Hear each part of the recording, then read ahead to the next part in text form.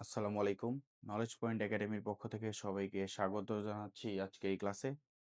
গত ক্লাসে আমরা দেখছিলাম যে কিভাবে একটা নদী নৌকার ম্যাথ সলভ করার জন্য যা কনসেপ্ট দরকার সবগুলো দেখা হয়েছে। এছাড়াও লম্ববিক্ষেপ, লম্বাংশ বিভাজন এবং নদীর স্রোত সংক্রান্ত যে সকল কনসেপ্ট সবগুলো দেখানো হয়েছে। আজকে দেখবো হলো ওই কনসেপ্ট ইউজ করে আমরা কিভাবে বোর্ড কোশ্চেন বা সিকিউ সলভ করতে পারি সেগুলো আজকে দেখবো। ঠিক আছে? সর্বপ্রথম দেখি এটা হলো একটা বোর্ড কোশ্চেন মেবি। তো কোশ্চেনটা বলছে কি আমরা রিড করি, এরপর আস্তে আস্তে আমরা এটা সলভ করবো। ঠিক আছে? তো প্রথমে দেওয়া আছে হলো, দেখি, বলছে নৌকা বাইচ প্রতিযোগিতায় ও বিন্দু হতে করিম ওয়ে বরাবর রওনা দেয়। অর্থাৎ এখানে একটা পয়েন্ট দেখতেছি আমরা, এই পয়েন্টটা হলো ও। এই পয়েন্ট থেকে একজন করিম নামে একজন ও ওয়ে বরাবর রওনা দেয়, সে রওনা দেয় হলো এ বরাবর, এবং বি বিন্দুতে পৌঁছায় হলো এই বেগে। আচ্ছা, ওকে। কিন্তু রহিম ওবি বরাবর রওনা দেয়, তো রহিম রওনা দেয় হলো ঠিক এই বরাবর, একদম এই বরাবর রওনা দেয়। তাহলে আমরা এখান থেকে বুঝতে পারতেছি যে সে কিন্তু একদম স্রোতের সাথে লম্বভাবে রওনা দেয়। অর্থাৎ এটা হলো যে যদি স্রোত হয় ইউ, এবং সে রওনা দেয় হলো ঠিক তার লম্ব বরাবর, অর্থাৎ তার বেগ হলো 90 ডিগ্রি। অর্থাৎ স্রোত এবং বেগের মধ্যবর্তী আলফার ভ্যালু কত এখানে? অবশ্যই 90 ডিগ্রি। ঠিক আছে? কেন? সে বলছে যে একদম ওবি বরাবর রওনা দেয়। ওবি হলো এইটার সাথে কত ডিগ্রি? 90 ডিগ্রি লেখাই আছে কোশ্চেন আমার। তার মানে হলো তাদের মধ্যবর্তী কোণ হলো আলফার ভ্যালু 90 ডিগ্রি। এখন বলছে যে নির্দিষ্ট সময় নদী পার হয়ে আর বিন্দুতে পৌঁছায়। অর্থাৎ পৌঁছা কোন বিন্দু সে? তাহলে রওনা দেয় এই বরাবর, কিন্তু পৌঁছায় হলো সে আর বিন্দুতে পৌঁছায়। এবং নৌকার বেগ ছিল হলো 5 কিলোমিটার পার আওয়ার। এখানে স্রোতের বেগ দেওয়া আছে হলো 2 কিলোমিটার পার আওয়ার। তাহলে আমার কি কি দেওয়া আছে আমরা লিখি আগে। স্রোতের বেগ ইউ দেওয়া আছে হলো 2 কিলোমিটার পার আওয়ার। সাঁতারু বা নৌকার বেগ দেওয়া আছে হলো 5 কিলোমিটার পার আওয়ার। আরেকটা জিনিস দেওয়া, সেটা হলো নদীর প্রস্থ। তো নদীর প্রস্থ ডি জানি আমরা, ডি ইকুয়ালস কত দেওয়া? 2 কিলোমিটার। এটা আমার দেওয়া আছে, ওকে। কোশ্চেন হলো রহিম কত সময়ে নদী পার হয়েছিল? আর আমরা কি জানি সময়ের ফর্মুলাটা কি ছিল? T equals to D divide by V sine alpha. তাহলে টি ইকুয়ালস টু কি লেখা যায়? ডি এর ভ্যালু জানি আমরা 2, ভি হলো আমার 5, আর সাইন আলফা। আর এখানে বলো তো আলফার ভ্যালুটা কত দেওয়া? 90 ডিগ্রি। তাহলে সাইন 90। তো সাইন 90-র ভ্যালু হলো 1। তাহলে অ্যান্সার হলো 2/5 আওয়ার। ঠিক আছে? এত অ্যান্সার। তার সময় হলো এত আওয়ার। যদি এটা দশমিকে আনি, মেবি এটা আসে হলো 0.4, 0.4 আওয়ার। ঠিক আছে? তাহলে তার পার হইতে সময় লাগবে কত? 0.4 আওয়ার। ঠিক আছে? পরেরটা দেখি। পরেরটা বলছে কি যে ইঞ্জিন চালিত একটি নৌকার স্রোতের অনুকূলে বেগ, খেয়াল করে দেখো, এটা বলছে অনুকূলে বেগ, এবং আরেকটা বলছে যে স্রোতের প্রতিকূলে বেগ হলো 5। এখন কথা হলো স্রোতের অনুকূলে এবং প্রতিকূলে থাকলে আমরা কিভাবে কি কনসেপ্ট অ্যাপ্লাই করব? ধরলাম স্রোতের বেগ হলো ইউ, আর সাঁতারুর বেগ হলো ভি, এটা আমরা জানি। স্রোতের অনুকূলে মানে হলো স্রোত যেই দিকে নৌকা ওই দিকে, অর্থাৎ ইউ প্লাস ভি, এইটা ইকুয়ালস টু কত দাও আমার? 15। এইটা হলো আমার ফার্স্ট সমীকরণ। সেকেন্ড বলছে যে স্রোতের প্রতিকূলে নৌকার বেগ হলো 5 কিলোমিটার। এখন যেহেতু পজিটিভ দেওয়া, তাহলে অবশ্যই বোঝা যাচ্ছে যে স্রোত থেকে আমার নৌকার বেগ বেশি। তাহলে কি লেখা যায়? V minus U. আমরা এখানে ইউ মাইনাস ভি লিখতে পারবো না। কেন লিখতে পারবো না? কারণ স্রোত যদি বেশি হয়ে যায়, তার মানে এখানে প্রথম কথা মাইনাস আসতো, দ্বিতীয় কথা হলো সে কিন্তু পারে পৌঁছতে পারতো না। তাহলে V minus U equals to কত মানে দেওয়া? 5। এটা আমার সেকেন্ড সমীকরণ। তো এখান থেকে আমরা কি বের করতে পারি? ইউ পারবো, ভিও পারবো। যদি আমি যোগ করে দিই তাহলে অ্যান্সার আসে হলো 2v ইকুয়ালস টু 20, আর ভি ইকুয়ালস টু আসে হলো 10 কিলোমিটার পার আওয়ার। ভি এর ভ্যালুটা যদি আমার এই সমীকরণে বসাই দিই, তাহলে ইউ আসে হলো কত? 5 কিলোমিটার পার আওয়ার। ঠিক আছে? তাহলে প্রথম উদ্দীপক থেকে আমরা এই দুইটা অ্যান্সার বের করে নিলাম। একটা হলো স্রোতের বেগ, একটা হলো সাঁতারু বা নৌকার বেগ। এখন বলছে যে 5 কিলোমিটার প্রস্থ বিশিষ্ট, তাহলে এই যে নদীটা, এই নদীর প্রস্থ ডি কত দেওয়া? ডি দেওয়া আছে হলো 5 কিলোমিটার। ওকে।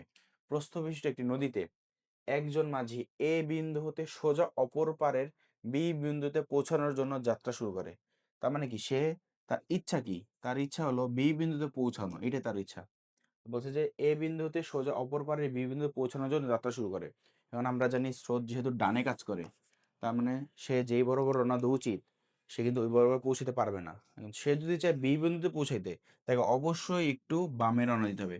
কারণ তাকে কোথায় নিয়ে যাবে তাহলে? একদম বি বরাবর নিয়ে যাবে। ধরলাম সে যেহেতু আমার একদম লব্ধি অর্থাৎ লম্বভাবে পৌঁছাতে চাই, তাহলে লব্ধির দিক হবে অবশ্যই এখানে কত?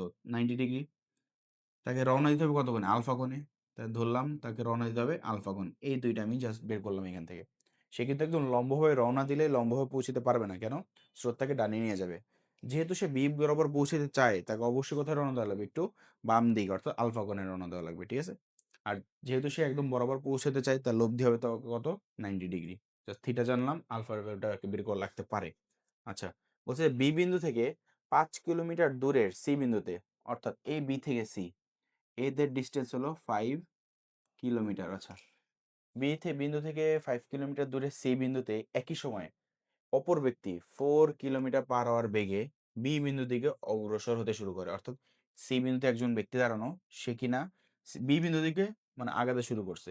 কোশ্চেনটা বলছে কি, বি বিন্দুতে পৌঁছানোর জন্য মাঝি কত কোণে যাত্রা শুরু করছিল? আমরা বলছিলাম কি কত কোণে যাত্রা শুরু করে? আলফা কোণে। তাহলে বলছে যে বি বিন্দুতে পৌঁছানোর জন্য মাঝি কত কোণে যাত্রা শুরু করেছিল? তাহলে আমরা ফর্মুলাটা কি দিতে পারি? যেহেতু আমার থিটা ইকুয়ালস টু 90, তাহলে কি লিখতে পারি আমরা বলো তো? গ নাম্বার, tan 90 ইকুয়ালস টু কি লেখা যায়? V sine alpha U plus V cos alpha. যেহেতু আমরা জানি tan থিটা ফর্মুলা এটা। আর যেহেতু যার সাথে অ্যাঙ্গেল সে থেকে সিঙ্গেল, তাহলে অ্যাঙ্গেলটা অবশ্যই আমি কার সাথে ধরছি? ইউ বেগের সাথে, এই জন্য ইউ আলাদা বসছে। আর tan 90 এর ভ্যালু জানি আমরা 1/0। তাহলে কি লেখা যায়? ভির ভ্যালু বসাই দিই, ভির ভ্যালু হলো 10 সাইন আলফা, আর ইউ এর ভ্যালু হলো 5 প্লাস 10 কজ আলফা। এখন আর গুণ করার পরে অ্যান্সার থাকে হলো কজ আলফা ইকুয়ালস টু -5/10 থাকে। ঠিক আছে? তাহলে এখানে আলফার ভ্যালু আসবে হলো কজ ইনভার্স -5/10। তাহলে এটা অ্যান্সার আসলো 120 ডিগ্রি।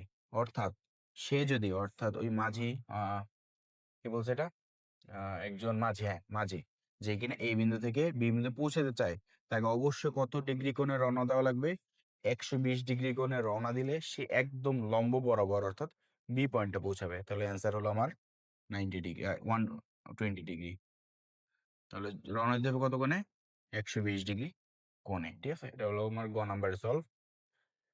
এবার পরেরটাতে যাই। পরেরটা বলছে কি, মাঝি বি বিন্দুতে পৌঁছালে অপর ব্যক্তির সাথে তার সাক্ষাৎ হয়েছিল কিনা। তো এটা পরেরটা দেখি আমরা। বলছে যে সে কিন্তু রওনা দেয়, আমরা গ থেকে দেখছিলাম যে সে রওনা দেয় কত কোণে? 120 ডিগ্রি কোণে। তাহলে তো সে কিন্তু পৌঁছায় একদম ঠিক লম্ব বরাবর, হ্যাঁ ঠিক লম্ব বরাবর পৌঁছায়। এবং এই পৌঁছাতে আমার সময় কত লাগবে এটা আমরা বের করি আগে। মাঝি যখন পৌঁছায় তার সময়, তার ধরলাম মাঝির জন্য সময় ধরলাম আমরা t1। t1 এর ফর্মুলা কি ছিল? d/v1 sine alpha. এখানে v1 বলতে কি? v1 বলতে বোঝায় হলো আমার ওই যে মাঝির বেগ বা সাঁতারু যে আছে তার বেগ। তাহলে ডি জানি, ডি দেওয়া আছে, ডি দেওয়া হলো আহ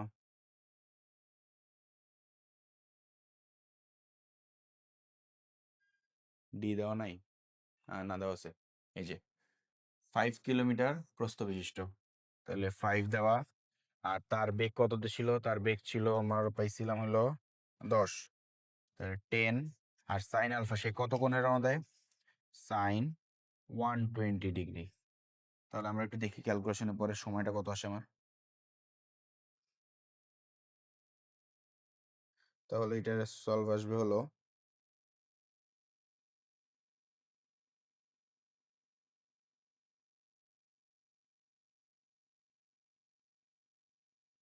একটু ধরো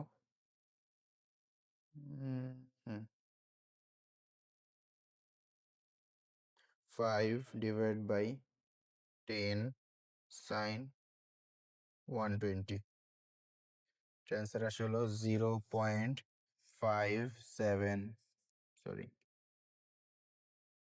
0.577 আওয়ার। অর্থাৎ তাকে একদম এই পয়েন্টে পৌঁছাতে সময় লাগবে হলো t1 ইকুয়ালস টু 0.577 আওয়ার। এখন আরেকটা কেস বলছে যে বি বিন্দুতে পৌঁছালে অপর ব্যক্তির সাথে তার সাক্ষাৎ হবে কিনা, অর্থাৎ সে যদি বি বিন্দুতে পৌঁছায় তার মানে হলো এই যে সি বিন্দু থেকে যে রওনা দেয় বি বিন্দুর উদ্দেশ্যে তার সাথে সাক্ষাৎ হবে কিনা, অর্থাৎ তারা কি একই সময় পৌঁছাবে না দেরি হবে। যদি দেরি হয় তাহলে তো সাক্ষাৎ হওয়ার কোনো প্রশ্নই আসে না। তার মানে আমি হিসাব করব যে সি বিন্দু থেকে বি বিন্দু আসার সময়টা কত। যদি সে বেশি সময় লাগায় তার মানে তার সাথে সাক্ষাৎ হওয়ার কোনো চান্স নেই।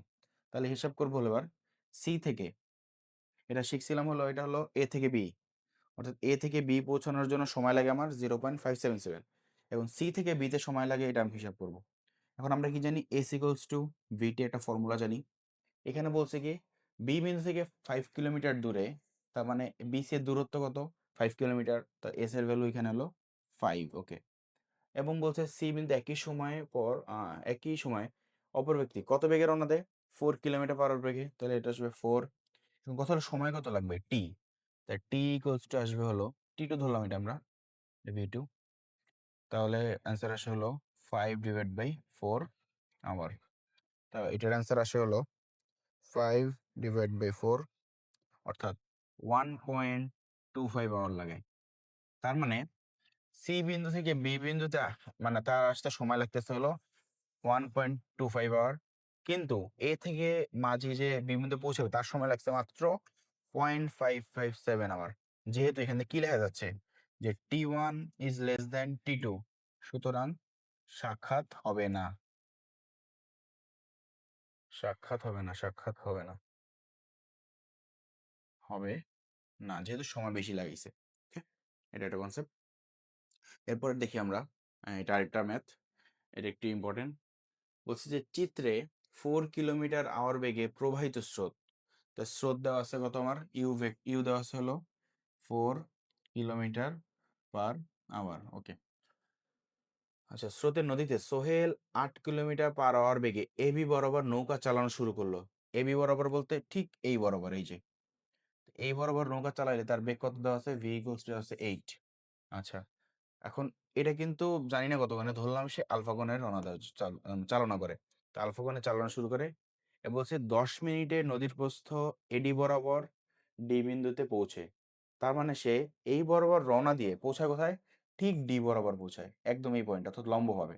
অর্থাৎ তার লব্ধির দিক কত, থিটা দেওয়া আছে হলো 90 ডিগ্রি, যেহেতু বলছে একদম পারা বরাবর। তার মানে আহ কার ক্ষেত্রে এটা প্রবাহিত স্রোতের ক্ষেত্রে সোহেল, তার মানে সোহেলের জন্য, সোহেল সোহেলের জন্য আলফার ভ্যালু জানি না, তার বেগ হলো 8, স্রোতের বেগ হলো 4, আর আলফার ভ্যালু আমরা জানি না, বের করব। আর থিটার ভ্যালু দেওয়া আছে 90 ডিগ্রি, কার জন্য, সোহেলের জন্য। আচ্ছা, এতটুকু আমরা সোহেল থেকে পাইছি, আর কিছু বলা আছে, আর কিছু দেওয়া নাই। এরপরটা রোহানের। আচ্ছা, পরে দেখি আমরা, বলছে যে সোহেলের ক্ষেত্রে নৌকার বেগ ও স্রোতের বেগের লব্ধি বেগের মান কত। আমরা জানি লব্ধি বেগের ফর্মুলা কত, ফর্মুলাটা কি, W equals to U square plus V square plus 2uv cos alpha. কথা হইলো এখানে আলফাটা আমি কিভাবে বের করব, কারণ আমরা দেওয়া আছে থিটা, তাহলে এখান থেকে আমার থিটা থেকে আলফা বের করে নিতে হবে। আর আমরা জানি থিটা যদি 90 হয় তখন একটা ফর্মুলা জানি alpha equals to cos inverse minus U divide by B. তাহলে বসে আমার ভ্যালুটা, কজ ইনভার্স ইউ এর ভ্যালু হলো 4, এটা হলো 8, তাহলে আসবে হলো 120 ডিগ্রি।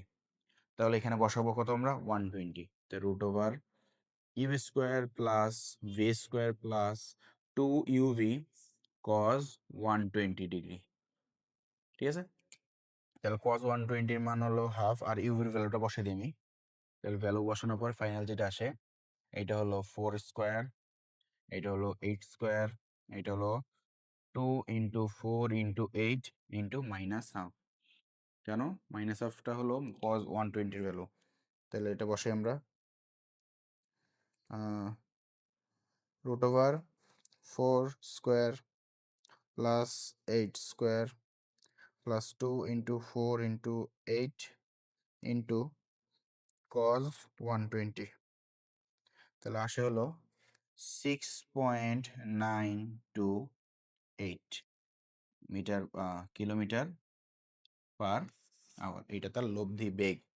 আচ্ছা, এরপরটা বলছে কি লব্ধি বেগের মান চাইছে, তার মানে এটা হলো ডাব্লুর ভ্যালুটা।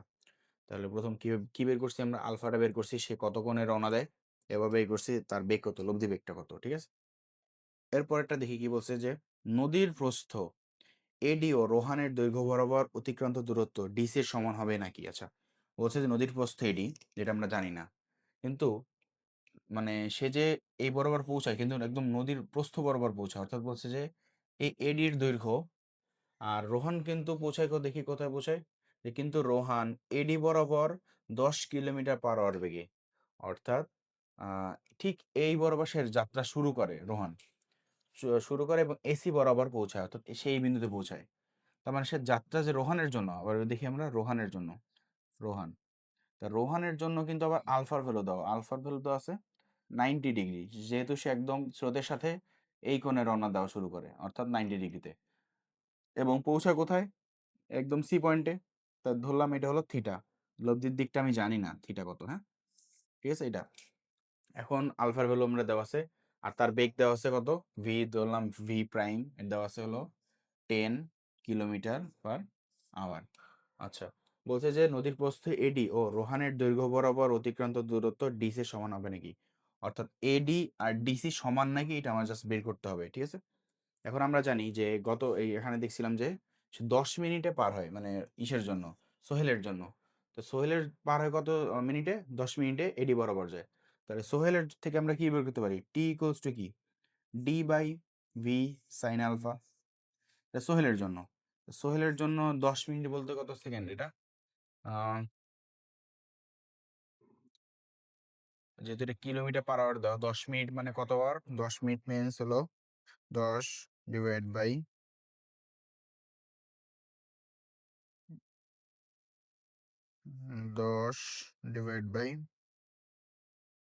10/60, 0.167, 0.167, ঠিক আছে। 60 মিনিটে 1 ঘন্টা, 10 মিনিটে, হ্যাঁ 10 বাই, ঠিক আছে, এতবার। তাহলে ডি আমরা জানি না নদীর প্রস্থ, ভি ভ্যালু কত দেওয়া, ভি হলো তার জন্য 8 দেওয়া, আর তার সাইন আলফা ছিল কতটুকু আমরা দেখি, আমরা আলফার ভ্যালু পাইছিলাম হলো 120, তাহলে বসাই দিই আমরা সাইন 120। তাহলে সোহেল দ্বারা কাজ কি, সোহেল দ্বারা আমি বের করতে পারবো নদীর প্রস্থটা আসলে কত। তাহলে এখান থেকে ডি আসে হলো, যদি আমি ক্যালকুলেট করি, 0.167 ইন্টু 8 ইন্টু সাইন 120, তাহলে আসে হলো 1.157 কিলোমিটার। তাহলে এখান থেকে আমরা বের করতে পারলাম কি, ডি ইকুয়ালস টু 1.157 কিলোমিটার, ঠিক আছে। নদীর প্রস্থ পাইলাম, তার মানে কি, এটা কার দূরত্ব, এডি এর দূরত্ব না। এখন আমার বের করা লাগবে যে সিডি, সিডি বরাবর দূরত্বটা বের করা লাগবে, ঠিক আছে। এখন আমরা যদি আগে দেখি যে লব্ধির দিকটা কত, এই লব্ধিটার দিকটা বের করি, থিটা ইকুয়ালস টু কত আসবে এখানে, থিটার ফর্মুলাটা কি, ট্যান ইনভার্স, ট্যান ইনভার্স হলো ভি সাইন আলফা, আলফা বলতে কত 90, সাইন 90, যার ভ্যালু আসবে 1, এটা না লিখলেও হবে, আর নিচে আসবে কি U plus cos 90, cos 90 value তো 0 জানি আমরা, তার মানে শুধুমাত্র কি থাকে, U V divide by U, ঠিক আছে। তাহলে আমরা এখন লিখি, আমরা ট্যান ইনভার্স ভি এর ভ্যালু হইলো আমরা জানি 10, আর স্রোতের বেগ দেওয়া আছে হলো, স্রোত কত দেওয়া 4, তাহলে এটা অ্যান্সার আসে হলো, দেখি থিটা কত আসে আমার, ট্যান ইনভার্স 10 ডিভাইড বাই 4,